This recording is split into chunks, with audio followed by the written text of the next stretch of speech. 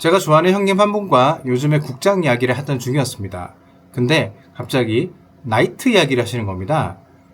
다들 인생에서 한 번씩 유흥 즐겨보셨죠?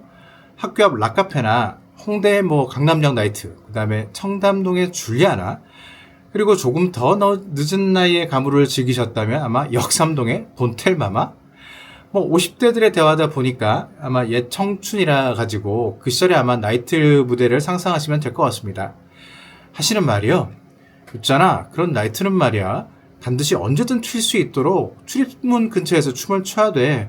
그것도 이렇게 사부작 이렇게 눈치 없이 무대 중심에서 막 브레이크 댄스하고 무아지경으로 춤추고 하다가는 큰일 나는 거야. 그러시더라고요. 이 형님은 꽤 자산가십니다. 근데 사업이나 전문직은 아니시고요. 지금 대기업 임원이신데 직장인으로 성실 납세를 하시면서 장기 안목으로 재테크를 잘하신 경우입니다. 일 얘기든 요즘 돌아가는 얘기를 나누다 보면요, 확실히 저보다 한 수 위라는 생각이 드는 분이시거든요. 그런 사람들 있죠. 그냥 인정을 하게 되는.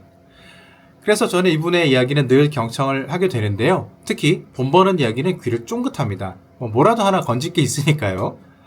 근데 이 형님이 이렇게 웃기기까지 하셔가지고 참 뵙고 나면 여운도 오래 남는데, 이번 나이트 이야기는 정말 웃겼습니다. 그 나이트를 비유로 얘기하신 거는요, 국장 얘기를 하던 중이었습니다. 대한민국 주식시장을 그냥 불법 나이트로 빗대어서 얘기를 하신 거죠. 언제든 튈 준비를 해야 하는 불법 나이트. 그러면서 계속 이어하신 이야기가, 또 이런 곳일수록 말이지, 일찍 들어갔다가 일찍 나와야 되는 거야. 한창 나이트가 달아오기 전에 먼저 갑니다 하고 멋지게 퇴장을 해야 돼. 아니 왜 더 놀다 가시지, 이런 얘기를 듣더라도 즐거운 시간 되세요 하고 그냥 나와야 하는 거야. 그래야 되는데 저는 좀 더 놀고 싶었던 건지 불안해하면서도 여유있게 슬며시 이렇게 나오지 못하고 그냥 후다닥 나오게 됐습니다. 아무튼 한 차례 이렇게 주식시장에 난리통이 지나가니까 이제 세법 개정안으로 부동산이 난리도 아닙니다. 주식 청산뿐만 아니라 이제 부동산도 청산당하게 생겼습니다. 지방분들은 내 이야기 아니다 싶을 수도 있을 겁니다. 근데 어쨌거나 서울 부동산은 적어도 제가 느끼기에는 아수라장입니다. 정말 그 세무사분들 돈 많이 버실 것 같아요. 누가 그러던데 EBS에서 평생교육 같은 걸로 대한민국 부동산 세법 강의 이런 거 무료 수강 올려주는 거 아니야? 그렇게 얘기하시더라고요. 근데 이번 부동산 세법 보니까 특히 이번 개정안 같은 경우 있잖아요. 전문가분들도 정말 힘들다고 그러십니다. 그러니까 저 같은 보통의 50대는 말을 못합니까? 그나마 저는 세무일을 좀 했기 때문에 나름대로 찬찬히 읽어볼 수라도 있었는데, 저희 아내 같은 경우에는 아예 엄두가 안 난다고 하더라고요. 그러니까 제 선배님 세대이신 아마 60대, 70대 이상 분들 경우에는 지금 아마 양도세 전문 세무사와 또 부동산 전문가 분들이 함께하는 그런 상담이 아마 필수가 아닌가 싶습니다. 사실 세무사 분들조차 너무 복잡하다고 양포 세무사, 특히 요새는 종포 세무사라는 말까지 나온다고 하더라고요. 그러다 보니까 세무사 상담도 한 분만으로는 좀 부족할 것 같고, 최소 2분 정도는 크로스 체크를 해야 될 것 같습니다. 특히나 이번에는 장기 보유 특별 공제가 정말 큰 문제가 되고 있는데요. 사실 압구정이나 반포 같은 이번 세제 개편안에 타겟이 된 지역 같은 경우에는 고령층이 되게 많습니다. 올해 6월 법원 등기정보 자료를 보면요, 70대 이상 소유자는 5명 중에 1명, 근데 이걸 60대까지로 넓히면요, 10명 중 4명, 40%라고 합니다. 그냥 이분들 그냥 내 집 하나 갖고 있으면서 자식 키우시면서 열심히 회사 다니면서 그렇게 세월이 가고 수십 년 간 것 뿐인데, 참 그렇습니다. 물론 이렇게 얘기하신 분도 있을 거예요.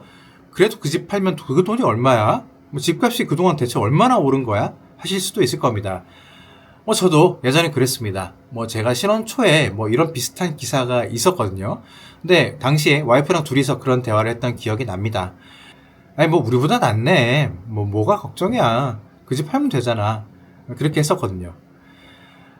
당시 저는 정치에 별로 관심이 없는 무지한 사람이긴 했지만 그래도 나름 소신으로 박근혜 대선 시절에 저는 정동영 후보를 찍기도 했었거든요. 근데 이제 모르겠습니다. 그 세제 개편안이 발표된 날에 저는 퇴근하고 일부러 운동까지 하고 그렇게 리프레시를 하고 집으로 돌아왔는데요. 머릿속이 너무 복잡해서. 그래서 이제 뭐 우리 집 같은 경우에는 어떤 포지션을 취해야 되나 여러 가지 뭐 시뮬레이션도 해봤고 뭐 계산도 해봤죠. 뭐 집으로 오면서는 와이프는 또 어떤 반응일까, 뭐 분노를 하고 있을까, 뭐 걱정을 하고 있을까 그런 생각으로 들어왔는데 와이프는 오히려 초월해 있더라고요. 아니 뭐 해탈이 많겠네요. 아휴, 이제 정말 모르겠어. 그냥 다 가져가라고 해. 저희 집 부동산은 아내의 선택과 결정으로 많이 이루어졌고 당연히 아내의 공이 크죠. 또 정말 근검절약하고 살았거든요. 집을 조금 더 나은 집으로 옮겨가면서 뭐 그런 기쁨이 되게 컸는데 저는 그럴 때마다 그 기쁨의 보상을 저에게는 해주기도 했었습니다. 갖고 싶었던 시계를 사기도 했고요. 근데 아내는 그 흔한 명품백 하나 없습니다. 그리고 뭐 아이셋을 키우면서 운전도 안 하고요. 말하다 보니까 근데 이런 생각도 드네요. 집은 2채 이상이면 안 되는데 차는 2채 이상이어도 되나 싶기도 하고 또 초고가 차들 굴러가는 거 오늘 봤는데 좀 밉더라고요. 저도 감염이 됐나 봅니다. 어쨌든 운과 노력으로 서울집도 마련을 했는데 사실 사는 거는 나아진 게 하나도 없습니다. 뭐 한번 플렉스를 해볼까 싶은 마음도 꾹꾹 누르면서 살았죠. 이런 이야기 하면 듣기 싫으신 분들도 많으실 겁니다. 뭐 제가 말도 더듬는데요. 뭐 그냥 한탄이고 와이프한테도 미안하고 그래서 뭐 혼잣말 같이 하는 겁니다. 보통 여자들은 집을 예쁘게 꾸미고 싶은 로망이 크잖아요.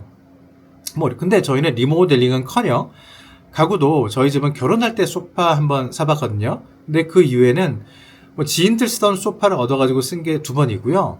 3년 전에 이케아에서 산 2인용인가? 뭐 작은 소파가 다입니다. 저희가 산 게요. 그렇게 살았는데 어제 아내가 그러더라고요. 여보, 우리 쇼파 하나 보러 가자. 미친 척하고 1,000만원, 2,000만원 하는 쇼파도 봤습니다.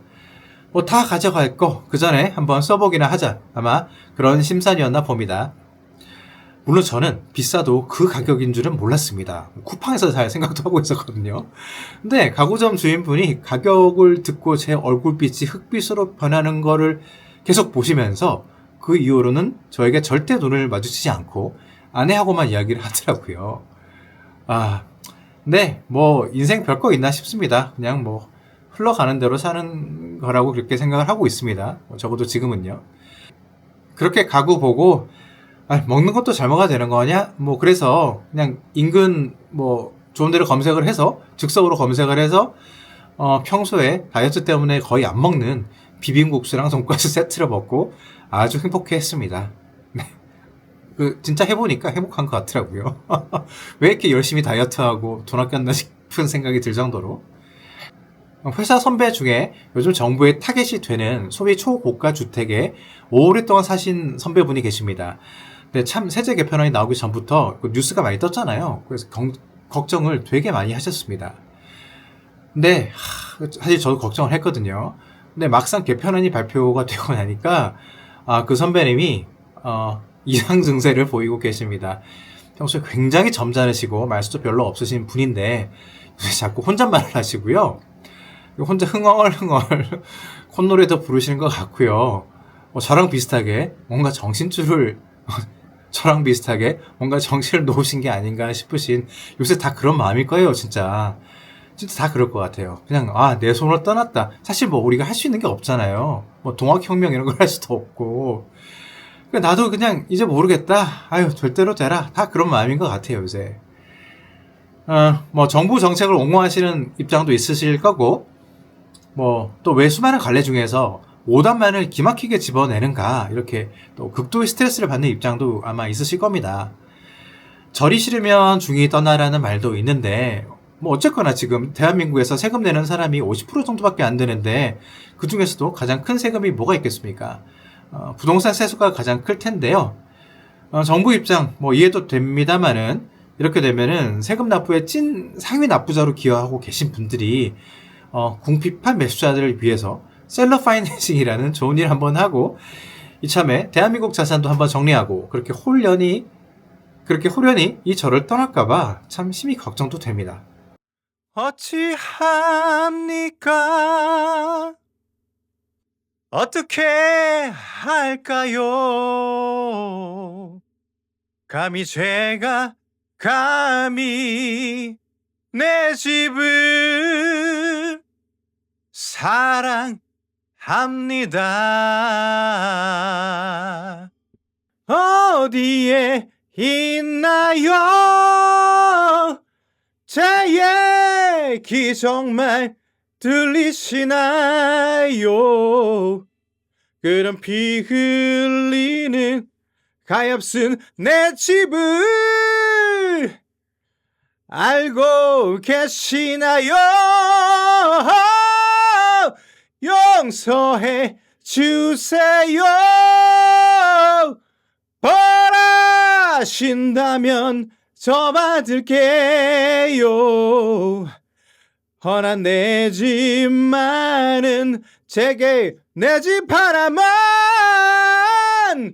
허락해 주소서.